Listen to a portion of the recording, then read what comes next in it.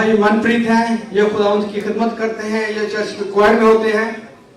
तो जब हम खुदावंद को सर्व करते हैं तो खुदावंद हमें आगे लेके जाता है। ये कह रहे काफी देर से मेरी सैलरी जो है वो रुकी हुई थी, मेरी प्रमोशन नहीं हो रही थी, और ये खुदावंद के घर में खिदमत करते हैं। मेरे पास्टर जी ने दुआ की, मेरी प्रमोशन भी होगी, मुझे सैलरी भी मिलेगी। Hallelujah, hallelujah.